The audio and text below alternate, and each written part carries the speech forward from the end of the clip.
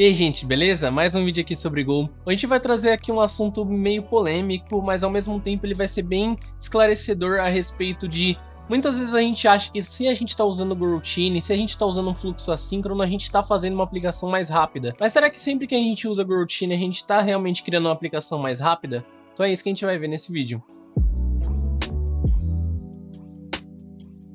Então aqui eu criei um cenário básico aqui de basicamente você ter uma aplicação que salva um usuário no banco de dados. Então muita gente às vezes cria uma aplicação dessa e fala assim, pô, eu tenho um método aqui que salva no banco de dados e ele simplesmente tem que ir lá salvar e me retornar o dado, eu não preciso fazer nada com ele para eu retornar nessa minha API que eu tô criando. Só que aí o que a pessoa faz? Ao invés dela salvar no banco de dados direto, ela pega esse objeto, esse usuário que ela vai inserir, ela manda para o banco de dados, ela manda para a função que vai inserir no banco de dados, só que manda também um channel. Aí ao invés de criar uma chamada direta entre o método que está chamando e o método do banco de dados e esperar o retorno, a pessoa manda um channel, coloca esse channel para ficar esperando e simplesmente fica lá esperando o valor que vai se tornar síncrono no fim das contas, só que você só colocou um channel ali no meio e colocou a função do banco de dados para rodar numa Goroutine. Com isso, às vezes a gente acha que está realmente criando uma aplicação mais rápida e nesse vídeo a gente vai entender se realmente é verdade isso, tá? Então vamos lá. Eu vou estar dentro de Sync versus Async, dentro do nosso repositório Golang Asynchronous. Vou deixar o link na descrição, beleza? Se você quiser consultar esse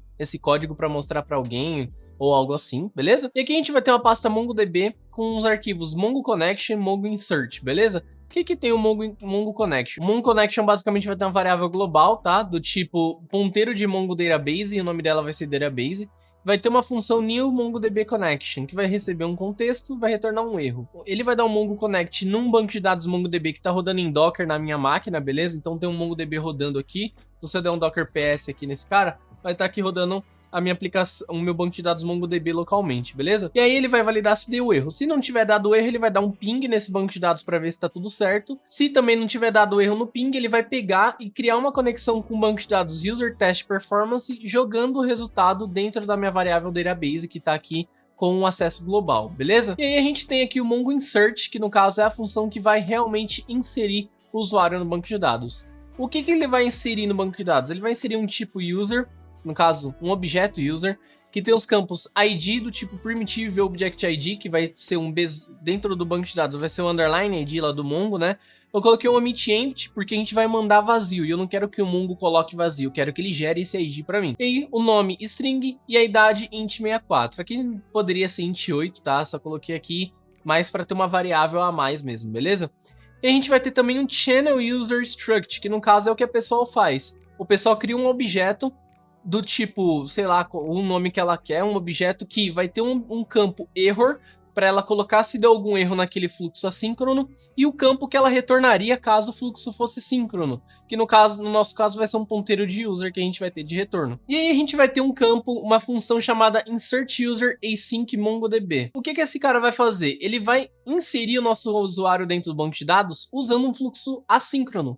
Então ele vai receber como parâmetro um contexto, ele vai receber o objeto usuário que ele vai inserir no banco de dados, e ele também vai receber um channel user do tipo channel de channel user, que é o objeto que a gente criou aqui. Ou seja, ele vai receber o channel para ele colocar o valor no channel e a pessoa que passou o channel, que chamou a função por parâmetro, ela ficar esperando o valor ser colocado dentro do channel. E aí dentro dessa função a gente vai pegar a collection a partir de database, que é aquela variável que a gente criou, .collection, passando a collection user performance test, que no mesmo nome. Aí a gente vai basicamente dar um collection.insert1, passando o contexto que a gente recebeu e o usuário. O resultado, a gente vai pegar um inserted ID e transformar ele em primitive.object_id, que no caso é a tipagem de ID do MongoDB aqui no Go, beleza? Então a gente vai passar para ele e vamos colocar o valor dentro do channel. Então se você não manja ainda muito sobre channel, quer entender um pouquinho melhor, vou deixar o card aqui em cima, a gente tem um vídeo ensinando toda a teoria do channel, como ele funciona por debaixo dos panos e tal, e tem um outro vídeo sobre a prática do channel, como a gente usa, ficou bem legal, tá? Se você quiser aprender um pouco mais, vou deixar o vídeo aqui no card, beleza? Então basicamente a gente coloca o channel user, recebe um novo objeto channel user falando assim, ó, não deu nenhum erro e esse é o usuário. Só que quando dá erro, eu vou colocar esse é o erro e o usuário é nulo porque deu um problema, beleza? Então essa é a função que vai inserir assincronamente. E aqui no fim eu fecho o channel. E aí tem a mesma função, só que de forma síncrona. Então ele vai simplesmente receber o contexto e o usuário que ele tem que inserir. E ele vai retornar um ponteiro de usuário, por que ponteiro? Porque se acaso der erro ele tem que retornar nulo, não um objeto vazio. e um error se acaso der algum problema. E aí a gente vai fazer a mesma coisa, pegar a collection. Eu poderia ter feito isso lá em cima, pegar da collection direto, tanto faz aqui, tá? Não toma muito tempo da nossa requisição. E a gente vai pegar, fazer a mesma coisa, inserir o usuário, o inserted result, a gente vai basicamente transformar ele em primitive object ID, colocar dentro do ID do usuário, retornar o ponteiro de usuário nulo, beleza? Só que aqui é return direto, eu não vou colocar num channel. Beleza, explicada que essa parte vem realmente a parte do código. O que a gente faz aqui? No nosso main.go, a gente basicamente vai dar um new MongoDB connection, a gente vai instanciar um channel e testar aqui o fluxo assíncrono. Só que aqui eu não vou mostrar muito porque eu vou para a parte do teste, mas aqui só mostrando como eu instanciei, tá? Você instancia um channel, passa por parâmetro e coloca ele numa routine. Só que para o código não terminar de executar e não esperar esse cara, você vai simplesmente travar a execução colocando a setinha antes do channel. Então enquanto ele não receber um valor, ele não vai sair dessa linha de código, beleza? E quando ele receber, ele vai colocar o valor dentro dessa variável, a gente valida se o erro dentro dela é diferente de nulo, se for, dá um panic, quebra tudo, se não, mostra qual é o valor de user que foi inserido no banco de dados. Tudo ok aqui, os dois jeitos vão funcionar perfeitamente, beleza? Vão funcionar bonitinho aqui, então se eu der um go run aqui nesse cara async go, ele vai me retornar aqui o usuário que ele criou, com esse ID, o nome rancode e idade 20, que é o que eu mandei lá para o banco de dados, certo? Então rancode 20. Agora vem o ponto, qual dos dois é mais performático? Eu fazer diretamente, então eu chamar a função e esperar o retorno dela, realmente ela me retornar variáveis de retorno, ou eu passar uma routine, fazer uma routine e transformar, fazer tudo que tem que fazer no banco de dados, e passar um channel para ela e falar assim, routine, quando você terminar, você me retorna nesse channel, e eu fico aguardando aqui nesse channel ele terminar. Ou seja, os dois são síncronos no fim das contas, né? Mas de um dos jeitos eu tô criando uma routine e supostamente eu estaria fazendo mais rápido. Mas vamos ver se é verdade isso mesmo? Então aqui no nosso teste, eu basicamente criei uma test main, que no caso vai instanciar a nossa conexão, ela vai colocar lá naquela variável global de database, e eu não preciso de nenhum retorno, ela vai simplesmente inicializar a nossa conexão. E a gente vai ter o benchmark async flow, que no caso vai ser um benchmark para testar o fluxo assíncrono, o fluxo da routine, beleza?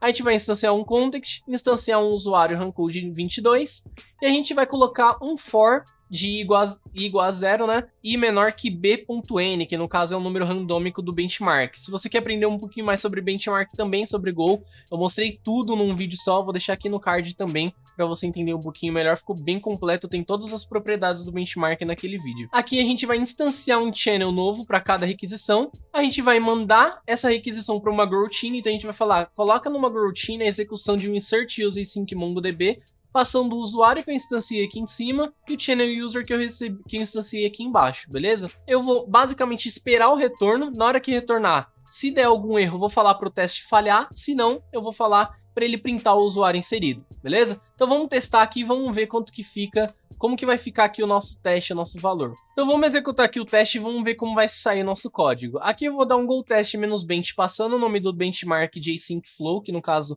é o fluxo assíncrono, falar para ele rodar 100 mil vezes, ou seja, ele vai inserir 100 mil usuários dentro do banco de dados, menos benchmem para a gente ver a utilização de memória por operação também. Então vamos executar, vamos ver como vai sair. Então aqui ele executou 100 mil vezes, ou seja, ele inseriu 100 mil usuários no banco de dados. Ele demorou em média 150.824 nanosegundos por operação. Ou seja, em média, cada uma das requisições demorou esse tempo aqui em nanosegundos, beleza? Ele fez uma utilização de 70 alocações de memória por operação, beleza? Então vamos guardar essas informações, eu vou mostrar na tela daqui a pouco a comparação, mas vamos executar agora o teste de síncrono para a gente ter as informações do síncrono. Então, só mudar, vou usar as mesmas coisas, só vou mudar aqui de async flow para sync flow e vou executar da mesma forma. Então aqui ele executou 100 mil vezes, teve uma média de 132.914 nanosegundos por operação e uma média de 68 alocações por operação de memória. Então, vamos jogar agora a comparação na tela, vamos ver qual a comparação entre os dois resultados para a gente ver qual a diferença entre eles, né? Então se a gente pega aqui os valores que a gente teve como resultado, o fluxo assíncrono ele executou 100 mil vezes, assim como a gente definiu um teto de execuções. Ele teve uma média de execução de 150.824 nanosegundos por operação e teve uma utilização de 70 alocações de memória por operação. Já o fluxo síncrono, fazendo a mesma coisa, só que de forma direta, síncrona, ele teve a mesma quantia de execução, porque a gente definiu esse valor, 132.914 nanosegundos por operação e uma utilização de 68 alocações de memória por operação. Ou seja, basicamente em tempo de execução por operação, a gente teve um aumento de quase 14% do fluxo assíncrono em cima do fluxo síncrono. Ou seja, se você utilizar um fluxo que deveria ser síncrono, tentando ser assíncrono, achando que a gente vai ter sempre uma performance maior, nem sempre é o mesmo resultado, tá? Pense em sempre utilizar assíncrono quando você tem duas ou mais tarefas para acontecerem ao mesmo tempo. Se você só tem uma coisa para acontecer ao mesmo tempo, não tem por que você utilizar Goroutine, Wait Group, Channel e assim por diante, beleza? Tentem ir pelo básico. O básico na maioria das vezes funciona e vai sair até melhor do que você criar uma solução muito difícil, muito complexa para algo que deveria ser simples, beleza? Esse foi o vídeo, esses foram os resultados que eu quis trazer para vocês. Mais uma ideia aqui de evitar um pouco de complexidade em fluxos que não precisam, beleza? Espero que vocês tenham gostado, espero que tenha ficado claro para vocês. Nos vemos no próximo vídeo em Go e até a próxima. Falou!